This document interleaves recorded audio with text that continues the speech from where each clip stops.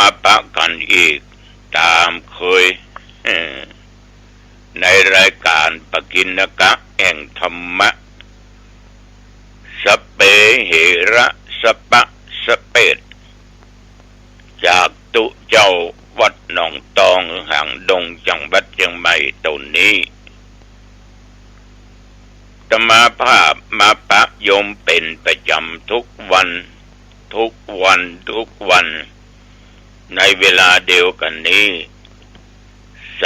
30 นาทีโดยประมาณและก็เป็นประจำถึงวันโดยเนาะถึงวันโดยดังที่กล่าวเอาละญาติโยมก่อนที่จักได้ได้จ่าคือคติเตือนใจเกี่ยวกับเรื่องของพระธรรมคำสอนเอามาไหว้พระสวดมนต์ก่อนตะวันนี้ไปที่วัดลำจาง8 โมงป่ายงานส่งน้ำธาตุไปก่อนเปิ้นกุตนกุองค์เพราะว่าบ่ได้อยู่เลยไปกินไปตานเดี๋ยวก่อนก็ปะปออกแม่ออกก็ดีอกดีใจเนาะเพราะเคยกินตานอ้วมกันมา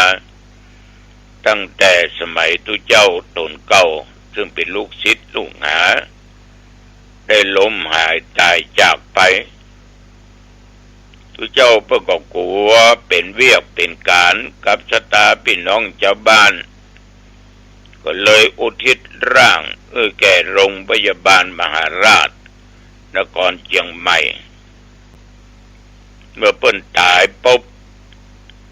ได้2-3 วันตั้งเจ้าหน้าที่เปิ้นก็เอาสรีระของท่านสาธุเจ้า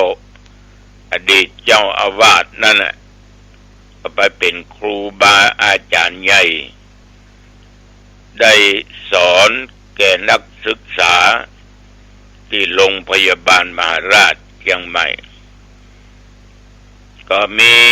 การไปมาหาสู่กันอย่างเงี้ยแต่ว่านี่ไปก็ปะปอออกไม่ออกขอบใจเนอะที่เป็นแฟนพันธุ์แท้ข้าเจ้าฟังหลวงป่อกูเจ้าหรอบางบ้านก็เสียงแหบแห้งเนาะแต่บางบ้านก็เสียงดีสดใสนั้นเราก็แล้วแต่อากาศแล้วแต่เวลามันอย่างใดก็ต้องขออนุโมทนาเป็นอย่างมากบิ๊กมาก็มาวัดทั้งหน่วยงานองค์กรต่างๆเป็นเอาเตียนมาตานจุดปูชาพระรัตนตรัยเกี่ยวเจ้า3 ประการก็ศีลปอนโอวาทธรรมแก่หน่วยงานองค์กรต่างๆแล้วก็ฟังไปวัดเวียงดงเป็นมีอนุสาวรีย์ขุนดงอยู่หั่นล่ะไปก็เปิ้นจบพอดีทุกเจ้าทั้งหลายท่านพระครูวัดศาลาโชติสุวรรณสอนพระครูประดิษฐ์วัดชัยวุฒิเจ้าคณะตำบลบ้านแหวนเจ้าคณะตำบลน้ำแพร่สาธุเจ้าทั้งหลายก็รอฉันเพลพร้อมกันไปถึงจานครัวก็ได้กินข้าวภาษาพระว่าฉันเข้านอกกลางวันรอฉันเพลเรียบร้อยก็กลับมาวัดอันนี้ก็เป็นเหตุการณ์ตะวันนี้แล้วก็เหตุการณ์ที่น่าไข้หัวปิกมาก็หันละอ่อนเขียนว่าคืนวันที่23นิมนต์เทศวัดพระเจ้าเหล่าตาเขียวคำใส่เวลาแต่มีเบอร์โทรก็โหลไปตกแรงตกมืดค่ำมาก็โทรมาคืนว่ะอันเขาได้ตู้โจกนะตู้หลุงนี่เหรอแต่ตู้โจกนี่มาเอาเนยเนาะเท่าแก่แล้วเทศมันก็ตึมปึ้งแต่บรรยายคำสอนแบบประยุกต์นี่จะเทศทำเมืองจะเทศแต่ ก็เปิ้นไปนิมนต์ที่อื่นเด้อตู้จกก็เลยคืนกันเนี่ยไม่ได้ไปละคืนนี้นะเอาละต่อไปมาบูชาพระรัตนตรัยเนาะไหว้พระด้วยกันอะระหังสัมมาสัมพุทโธภควาพระผู้มีพระภาคเจ้าเป็นพระอรหันต์ดับเพลิงกิเลสเพลิงทุกข์สิ้นเชิงตรัสรู้ชอบได้โดยพระองค์เองพุทธังภควันตังอภิวาเทมิข้าพเจ้าอภิวาทพระผู้มีพระภาคเจ้าผู้รู้ผู้ตื่นผู้เบิกบานกับพระพุทธสวากขาโตภควตาธัมโมพระธรรมเป็นธรรมที่พระผู้มีพระภาคเจ้าตรัสไว้ดีแล้วธัมมังนัมสสามิข้าพเจ้านมัสการพระธรรมกราบพระธรรมสุปฏิปันโนภควโต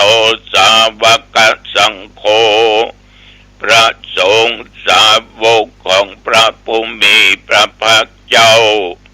ปฏิบัติดีแล้วสังฆังนัมมามิข้าพเจ้านอบน้อมพระสงฆ์กราบพระสงฆ์นะโมตัสสะภะคะวะโตอะระหะโตสัมมาสัมพุทธัสสะนะโมตัสสะภะคะวะโตอะระหะโตสัมมาสัมพุทธัสสะนะโมตัสสะภะคะวะโตอะระหะโต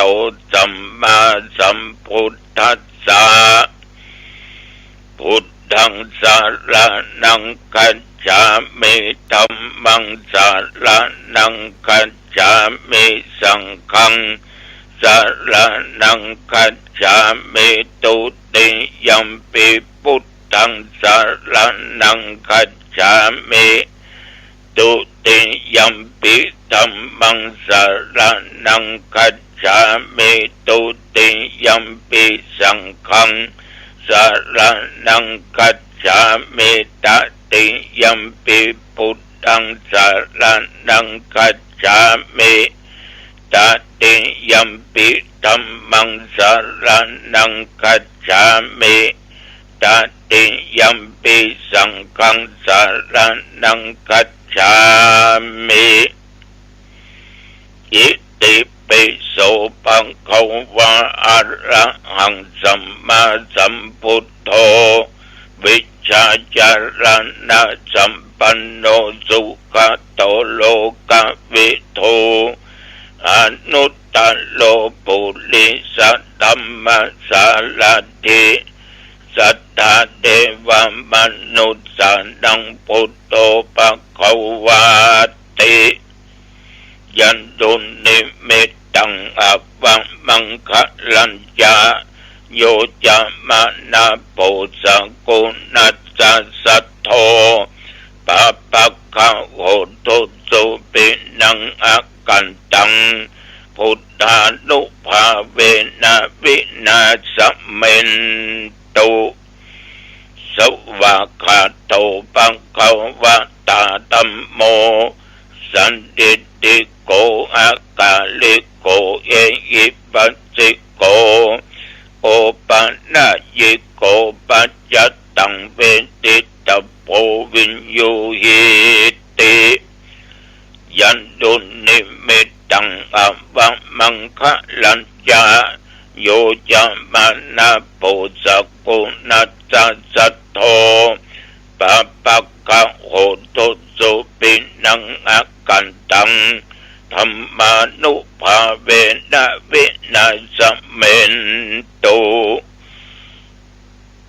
สุปฏิปันโนภควโตสาวกสังโฆอุจุปฏิปันโนภควโตสาวกสังโฆ ยายาปฏิปันโนภะคะวะโตสาวกสังโฆสามิจิปฏิปันโนภะคะวะโตสาวกสังโฆยะติตังยัตตาลิปุริสยุคันนิอัฏฐปุริสปุคัลลาเอสะภะคะวะโตสาวกสังโฆอาหุนายโยปาหุนายโยดักหินายโยอัญชลิกะระนิโยอนุตตลังปุญญเกตังโลกัสสาติยันตุนิมิตตังอวะมังคลัญจาโยจะมะนะปุสกุณัสสะโทปะปะกังโหตุสุปินังอกันตังสังฆานุภาเวนะวินาสัมเมนโตสักกัตตัวพุทธะละตันนังโอสัตถังอุตตมังวัลังหิตังเทวมนุษย์สันนังพุทธะเตเชนะโสตินานัสสันตุปัตตวาสเปทุกขาบุปัสสเมนตุเตสักกัตตัวธรรมรัตตันนังโอสัตถังอุตตมังวัลังปะลิลาหูปัสสมนังธรรมเตเชนะโสตินานัสสันตุปัตตวาสเปพยาบุปัสสเมนตุเตสักกัตตัวสังฆารัตนังโอสัตถังอุตตมังวะลังอาหุนายยังปาหุนายยังสังฆเตเชนะโสตินานัสสันตุปัตตวาสเปโรกาบุปัสสเมนตุเตนัตถิเมสัลลนังอัญญังพุทโธเมสัลลนังวะลังเอเตนะสัจจวัจเจนะโหตุเตชะยะมังคัลลังนัตถิเมสัลลนังอัญญังธัมโมเมสัลลนังวะลังเอเตนะสัจจวัจเจนะโหตุเตชะยะมังคัลลังนัตถิเมสัลลนังอัญญังสังโฆเมสัลลนังวะลังเอเตนะสัจจวัจเจนะโหตุเตชะยะมังคัลลังสิริติติมาติเตโชชยสิทธิมาอิติมหาคุณปัลลิมิตาปุญญาติกาลัสสะสัพพันตัลลยะนิวัลนะสัมมัตตัสสะภะคะวะโตอะระหะโตสัมมาสัมพุทธัสสะตวัตติงสัมมาปุริสลักขณานุภาเวนะอาสิตยานุปยัญชนะนุภาเวนะอัตตุตัลละสัตตมังคลานุภาเวนะชัพพันลังสียานุภาเวนะเกตุมาลานุภาเวนะทัสสะปัลลมิตานุภาเวนะ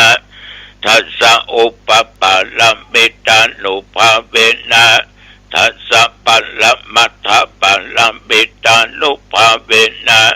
ศีลสัมมาทิปัญญานุภาเวนะ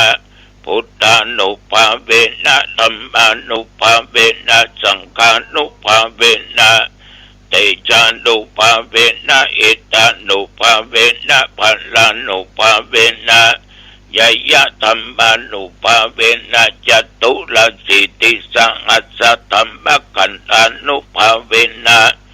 นวัตโลกุตตละธัมมานุภาเวนะอัตถังกิกะมัคคานุภาเวนะอัตถสัมมาปัตติยานุภาเวนะสัลลปิญญานุภาเวนะจตุสัจจญาณานุภาเวนะทัสสะปัลลญาณานุภาเวนะสัพพัญญุตญาณานุภาเวนะเมตตากัลลุณามุติตาอุเบกขานุภาเวนะส สัพพปริตานุภาเวนะ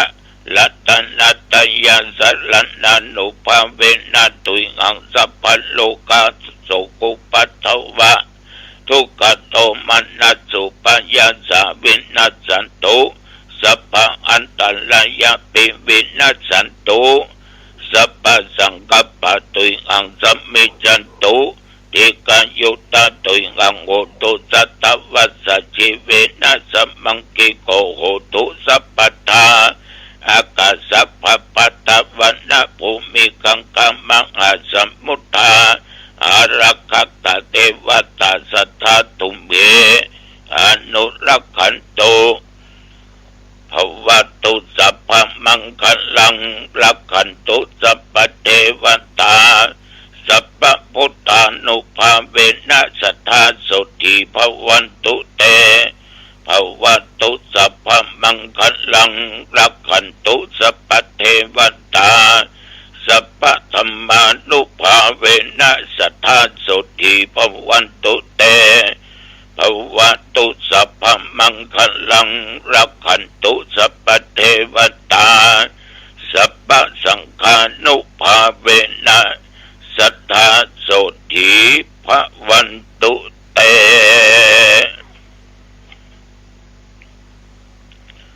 โดยบทพุทธานุภาพธรรมานุภาพสังฆานุภาพบทยันตุนิมิตตังสักกัตตัวนัตถิเมและมงคลจักรวาลใหญ่ภวตุสัพมนต์อันศักดิ์สิทธิ์ที่กล่าวมานี้ขอจุงปกป้องคุ้มครองรักษาและรักษายังตนทั่วข้าพเจ้าและญาติโยมท่านผู้ฟังตึงยิ่งใจทุกท่านแม้นว่า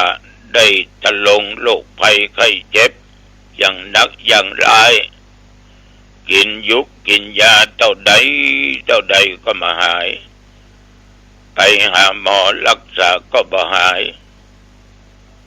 ขอราธนาคุณแห่งพระพุทธพระธรรมพระสงฆ์มนต์ศักดิ์สิทธิ์เหล่านี้จงมากำจัด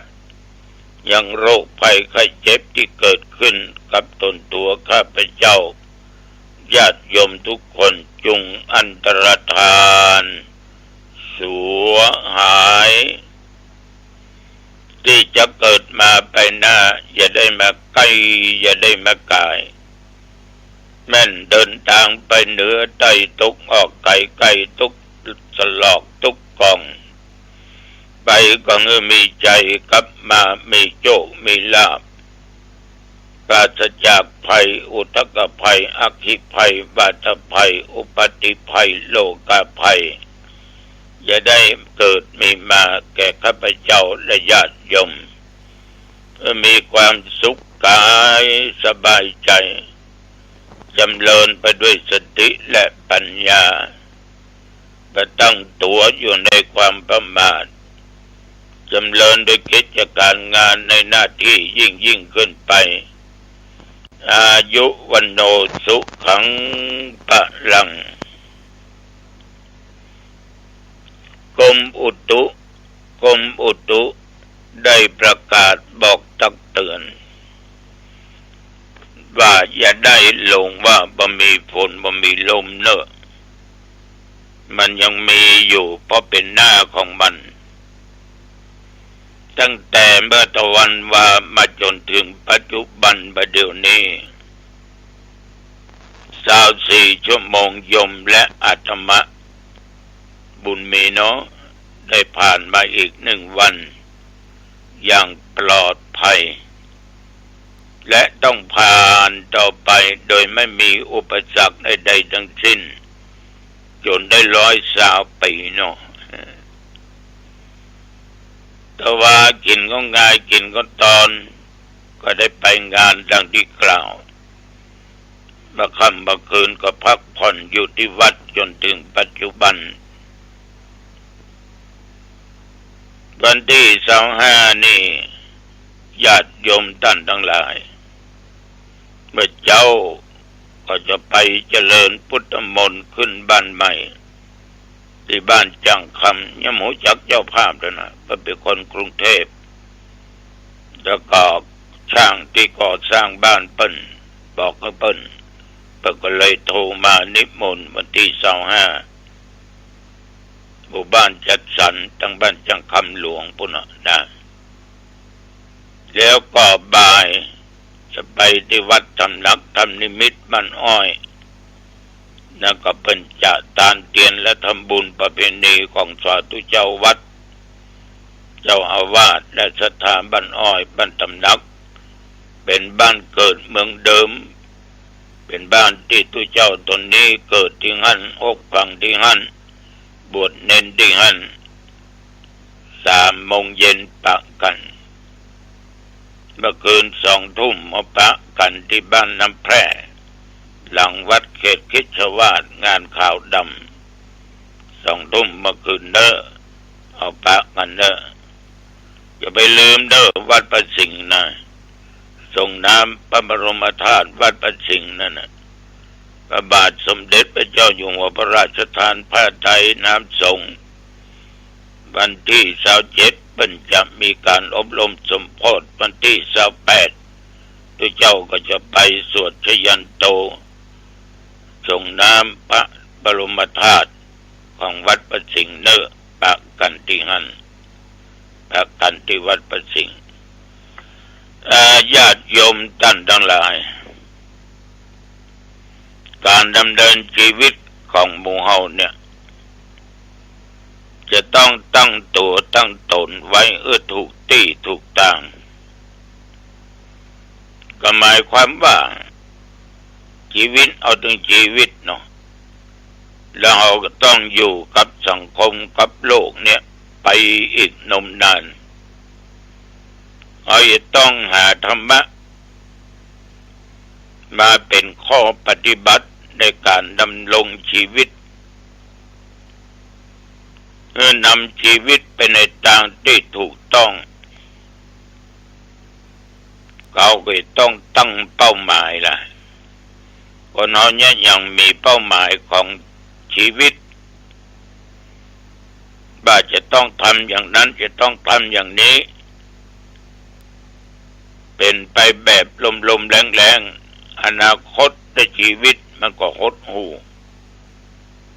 ต้องตั้งเป้าหมายของชีวิตในการงานดีคุณเขาเป็นข้าราชการก็ต้องหาความรู้ก็เป็นพ่อค้าแม่ขายก็ต้องเรียนรู้ไปทำเป็นเล่นว่าการค้าขายในยุคปัจจุบันมีการแข่งขันกันใจก็เอาคนเดียวหรอกแต่ละบ้านก็มีก็พ่อค้าแม่ขายแล้วแต่ไปขายอย่างร้านก๋วยเตี๋ยวนะไปทางใดก็มีก็ก๋วยเตี๋ยวแล้วเขาจะค้าก๋วยเตี๋ยวเนี่ยไปลองพอแล้วร้านไหนคนที่มันต่อมคนที่มันนักยอมควักสตางค์ตัวเก่าสัก40-50 บาทไปนั่งกินพอหรอกรสชาติมันเป็นยังไงเพราะจะได้คนจึงไปตอมที่ร้านนั้นบางร้านเอาผ่านไปผ่านมามีคน2 คนยอมแยมปะ2-3 เตื้อก็มีคนนักเนี่ยกับร้านไหนร้านใดมีคนนักเอาก็ต้องเอานะเป็นแบบเป็นอย่าง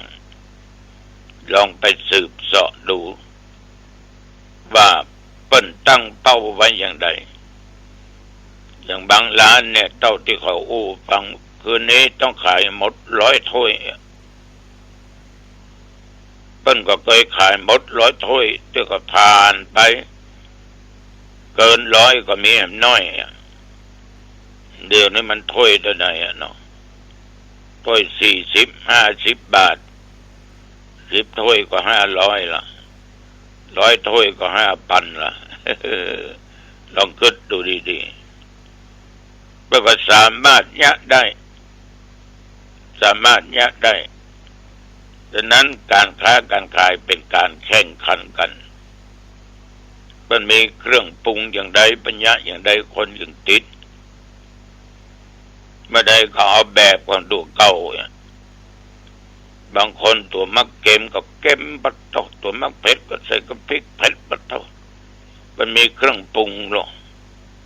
ฉะนั้นทุกสิ่งทุกอย่างการดำเนินชีวิตต้องดูคนที่เพิ่นประสบผลสำเร็จตัวต้องตั้งอยู่ในหลักแห่งธรรมะตัวนั่นคือความมั่นความขยันความมีมุมานะบักบั่นภาคเพียรบ่ท้อแท้บ่ท้อถอยมีสัจจะวาจาอยู่ในจิตในใจมีปิยวาจาอันอ่อนหวานอุ้มม่วนของจะดีขนาดไหนก็จ้างถ้าอุ้มม่วนนะคนตึมเข้าหาปากนี่แม่เป็นเจ้าไงเถอะฟังคำพอสะดุ้งเอาเท่าไหร่เอาก็ว่ามาเอาเดี๋ยวที่มองเอี้ยทำคนนี้ขายไปได้ก็ได้ไปซอดที่อื่นเดี๋ยวไปซื้อ สวกอย่างเงี้ยฉะนั้นญาติโยมทั้งหลายปิยวาจาการเจรจาอันอ่อนหวานเป็นพระคาถามหานิยมลงอู้ม่วนจ่าหวานลำพองบลำลายมันก็ถึงซื้อมันอู้ม่วนนะมันอู้ม่วนเอ้ยเจ้าของร้านอู้ม่วนเอามันแต่ก็พอดีเนี่ยเอาม่วนเปาะเข้าไปกับพอดีมันก็เลยดีไปอย่างนั้นจัดลำจัดดีเจ้าของมันอู้ม่วนมันก็เลยบลำไปอ่ะมันก็นี่ฝากกับญาติกับโยมเนอะฉะนั้นการดำเนินชีวิตนั่นมันเป็นการลงทุนเหมือนกันเราจะต้องก้าวไปด้วยมีศีลมีธรรมอยู่ในจิตในใจของเราจะไปตลอดรอดฟังได้ถ้าห่างจากศีลจากธรรมเมื่อใดความบรรลัยเกิดขึ้นเมื่ออันนี้ตุเจ้าวัดหนองตองฝากไว้กับทุกท่านทุกคนเนอะนำไปพิจารณาเอาละปูจะไปมาเป็นเวลาพอสมควรขอบใจนักขอบใจหลายๆเนอะพอออกไม่ออกติดตามฟังรายการนี้อายุวันโนสุขังปะหลังพบกันใหม่โอกาสหน้าเจริญพรสวัสดีครับท่านผู้ฟังที่เคารพสารธรรมคำสอนจากพระครูไพบูลย์เจติยานุรักษ์ด็อกเตอร์วัดโรคโมรีถนนมณีนพรัตน์ตำบลศรีภูมิอำเภอเมืองจังหวัดเชียงใหม่ท่านได้มีธรรมะเมตตากล่าวข้อคิดประจำวันดังนี้อยู่เพื่อคนอื่นและเพื่อตนเองเนี่ยรักษาคัมภีร์นะสมัยผ่านรักษาคัมภีร์แล้วอย่างดีนะทีนี้ได้ตรัสอีกว่าอัตตนาจะปรังรักขยะปเรณะ